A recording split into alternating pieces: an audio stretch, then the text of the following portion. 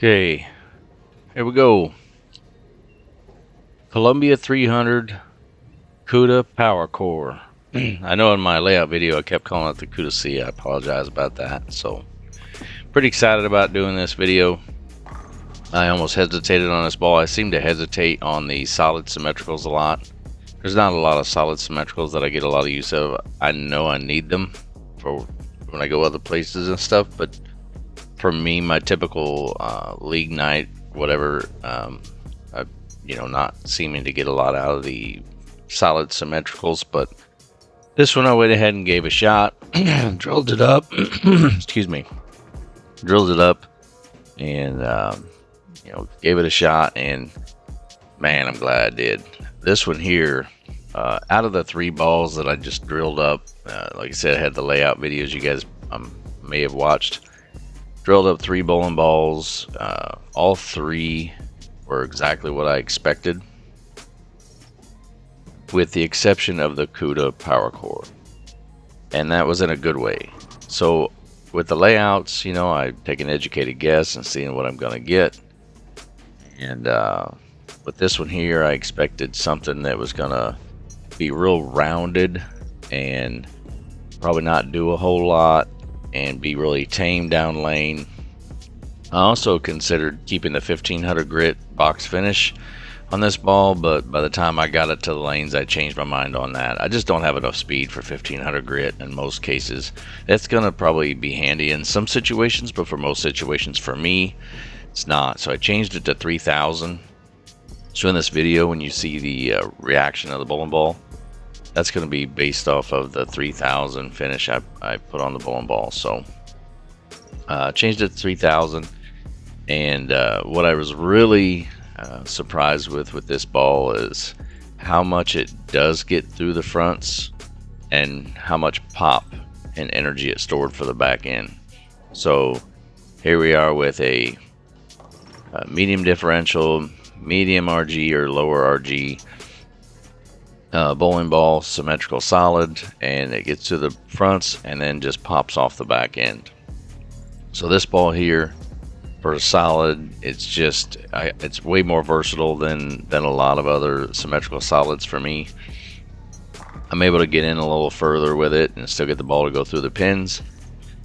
It's not overly strong, it's not weak, it's somewhere in the middle. Super smooth. I say it has pop on the back, but it does it at the break point where it's smooth. It's not unpredictable or anything, so that's really nice. And then, like I said, a lot of symmetrical solids for me, I have trouble getting them to go through the pins when I get inside a little bit with it. And this one, it does really good. I'll be curious to see if I ever really get in deep with it. I see how far I can get, but I mean, I can get into 4th arrow or even inside a 4th arrow, and it's still going through the pins. Like I said, I haven't found its limit yet because I just haven't had the opportunity. But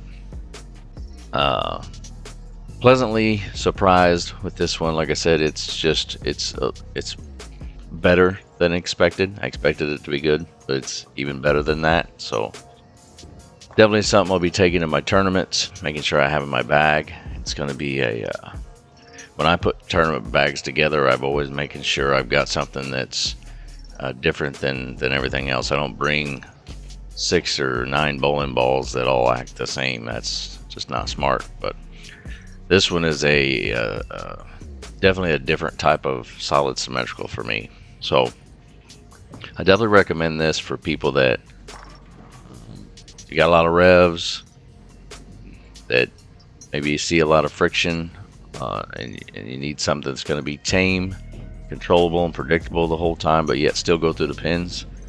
Very good. If you don't have a lot of revs, don't hook it a lot, maybe leave it at the 1500 grit. Or if you have a lot of speed, maybe leave it at the 1500 grit. But I can tell you that for solid symmetricals, this is the best one I've thrown in a long time. It's really good. Got some more coming. The DV8 damn good, or let's see, the DV8 Verge Solid, that really pretty looking orange thing to be coming out. That's going to be coming out in one of my reviews soon, so be looking for that. But yeah, check out my layout video to understand the layout I put on it.